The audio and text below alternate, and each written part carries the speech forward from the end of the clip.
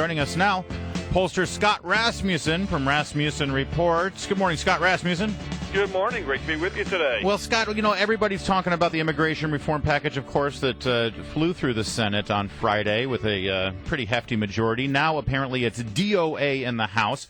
A lot of Republicans, though, are expressing concern, especially what we saw Reince Priebus over the weekend, the chairman of the RNC, say, we have to do this. Marco Rubio, of course, embraced this. Lindsey Graham. They're constantly talking about how they have to get the Hispanic vote. If they lose the Hispanic vote, then the party is dead for decades to come. What do your polls show with regard to the Latino vote and how it might affect the Republican Party?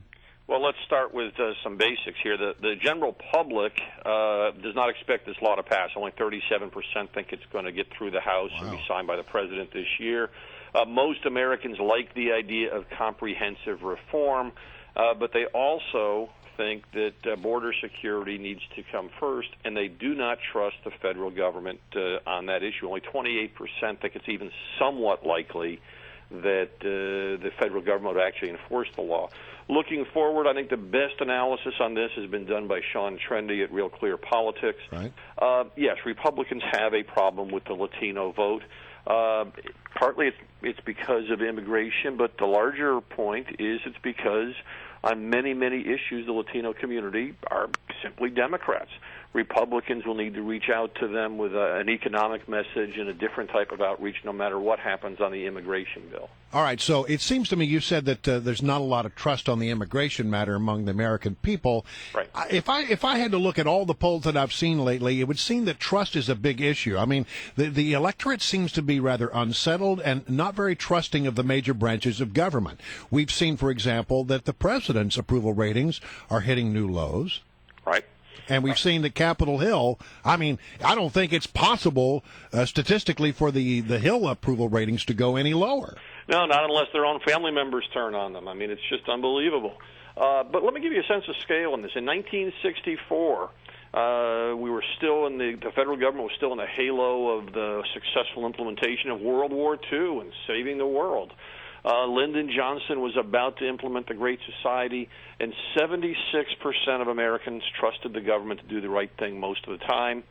Now it's down to 24%. Okay, so it is totally off the charts. So we don't trust our White House right now. We don't trust our elected leaders in Congress. What about the Supreme Court? The Supreme Court's numbers have been trending down. 4 years ago, after they finished their session, 48% of voters nationwide gave the court good or excellent ratings. It fell to 29% a year ago, which was then the all-time low. That followed the health care ruling. And this week, support has fallen to a new all-time low. Just 28% say the court is doing a good job. 30% give it a poor rating. First time ever that the poor number has topped the good or excellent rating. Societally speaking, what does that mean when we don't trust the three major branches of government? Well, there is a serious problem concerning the legitimacy of the government at this point in time. Only 1 out of 5 Americans believe the government has the consent of the governed. From a pragmatic point of view, it means that before policymakers can talk about brand new programs, they need to figure out a way to re-earn the trust of voters. I should point out there is more trust of state and local governments, and that's partly because at the state and local level you get to pick where you live. Scott Rasmussen's our guest. Of course, he is the pollster at Rasmussen Reports. You can get his information at rasmussenreports.com. And back to immigration really quickly. I saw one item here in your weekly sort of synopsis of polls that really stuck out to me. Over half of Americans, 51% of voters, specifically voters, say the immigration issue is very important in terms of how they will vote in the next congressional election. Now, the mainstream media would look at that and say, 51% of voters say that they want immigration to pass. But that's not actually what that number means, is it? No, not at all. First of all, let's put, that's a middling response. People are more concerned about the economy and job creation and health care. The 51% who say it's a very important issue, that is a new high, but the increase in interest in this issue has come from conservative Republicans. People who oppose immigration reform, so they're looking, this has now become an issue for them when it comes to voting for their candidate, either in a primary or in the general election for 2014. That's correct.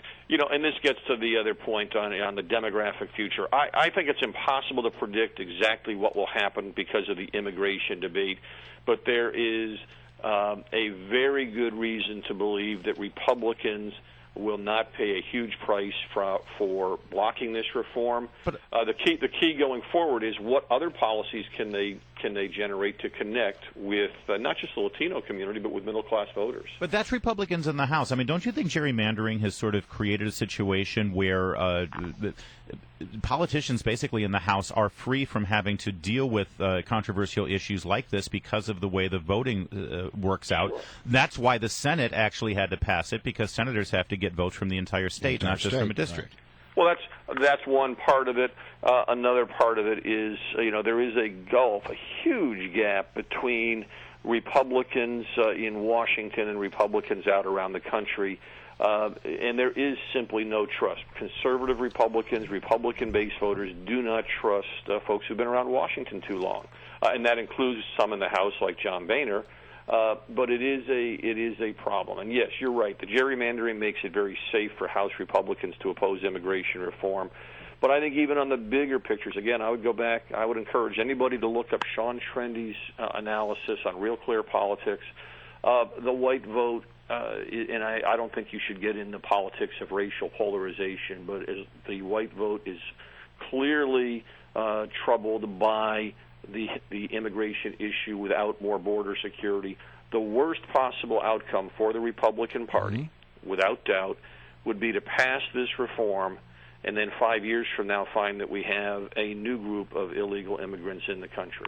All right, I want to ask you, given the fact that we are heading into Independence Day, and by the way, Larry and I are on a mission to call it Independence Day and not 4th of July. So you could join us. We want you to adopt that, We want you to adopt that, Scott. But here's the thing. You say that even though we don't have any trust in our government right now, we're still pretty proud to be Americans. Absolutely. We're proud to be Americans, and we're also very proud of the ideals expressed on the first Independence Day. 7 out of 10 Americans believe that governments derive their only just authority from the consent of the governed. 8 out of 10 believe that we were all created equal. And 9 out of 10 believe that we were all endowed by our Creator with certain inalienable rights, including life, liberty, and pursuit of happiness. Wow. I like that. So the preamble of the Declaration of Independence still polls well, Scott Rasmussen. Still polls very well. Good to know. I think it's more than that. People do have a sense, people have a gut sense that we should have the right to live our lives as we see fit, so long as we're not hurting others. So Jefferson could still do well these days. Good to know. All right. Thank you, Scott Rasmussen. Thanks, Scott.